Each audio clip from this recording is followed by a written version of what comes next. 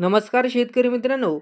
महाराष्ट्र शेतकरी कर्जमाफी 2026 किती शेतकऱ्यांना मिळणार या कर्जमाफीचा लाभ?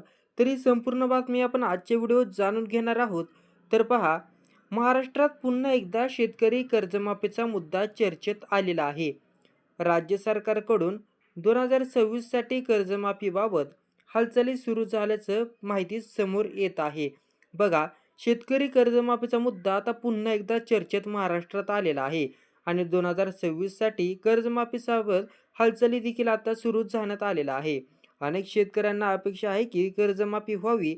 आता शेतकऱ्यांच्या वाढत्या अडचणी लक्षात घेता शासनाने यासाठी विशेष पावले देखील उचलण्यात आलेली आहेत. राज्यातील शेतकऱ्यांवर सध्या विविध कारणांमुळे कर्जाचा मोठा बोजा आहे.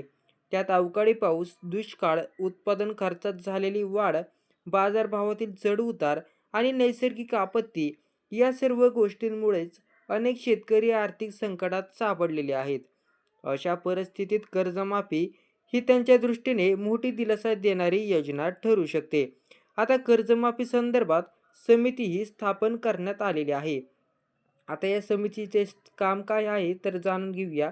राज्य सरकारने कर्जमाफी संदर्भात माहिती गोळा करण्यासाठी एक विशेष समिती स्थापन केलेली आहे. तर बघा, कर्जमाफी संदर्भात माहिती गोळा करण्याचे काम ह्या समितीचं आहे आणि या समितीचे काम म्हणजे राज्यातील शेतकऱ्यांची अचूक कर्ज स्थिती तपासणे, थकबाकीदाराची माहिती संकलित करणे आणि शासनाला अंतिम अहवाल सादर करणे. या प्रक्रियेनंतरच कर्जमाफीबाबत अंतिम निर्णय हा घेतला जाणार आहे, असं या समितीचं काम आहे. आता किती शेतकऱ्यांना असा लाभ मिळू शकतो? प्राथमिक अंदाजानुसार पाहिलं तर राज्यातील सुमारे 25 लाख शेतकऱ्यांना या कर्जमाफीचा फायदा होऊ शकतो, अशी शक्यता मात्र वर्तवण्यात आली आहे. मात्र हा अंतिम आकडा नसून समितीच्या अहवालानंतरच नेमकी संख्या स्पष्ट होणार आहे. या योजनेत प्रामुख्याने थकबाकीदार शेतकऱ्यांचा समावेश होऊ शकतो. काही अटी पूर्ण करणाऱ्या नियमित कर्जफेड करणाऱ्या शेतकऱ्यांनाही दिलासा देण्याचा विचार केला जाऊ शकतो, अशी ही चर्चा आहे. आता ऑनलाईन पोर्टल प्रक्रिया.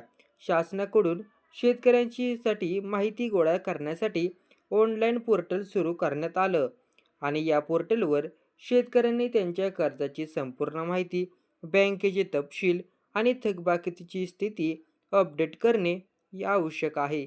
30 जून 2025 पर्यंतची माहिती नोंदवणे बंधनकारक असू शकते. या माहितीच्या पडताळणीनंतरच पात्र शेतकऱ्यांची यादी तयार केली जाईल.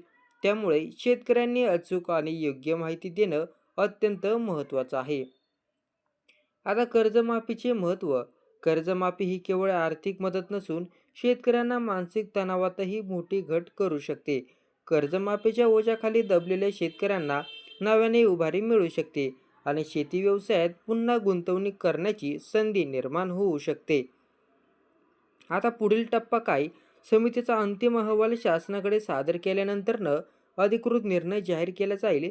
त्यानंतरनं लाभार्थी शेतकऱ्यांची अंतिम यादी प्रसिद्ध केली जाईल आणि प्रत्यक्ष कर्जमाफीची अंमलबजावणी सुरू होईल. राज्यातील लाखो शेतकरी या निर्णयाकडे आशेने पाहत आहेत आणि अंतिम घोषणा कधी होणार आणि नेमक्या किती शेतकऱ्यांना लाभ मिळणार हे लवकरच स्पष्ट होईल, अशी अपेक्षा व्यक्त केली जात आहे. तर हा व्हिडिओ इतर शेतकऱ्यांना नक्की पाठवा आणि आपल्या व्हिडिओला लाईक करा. धन्यवाद.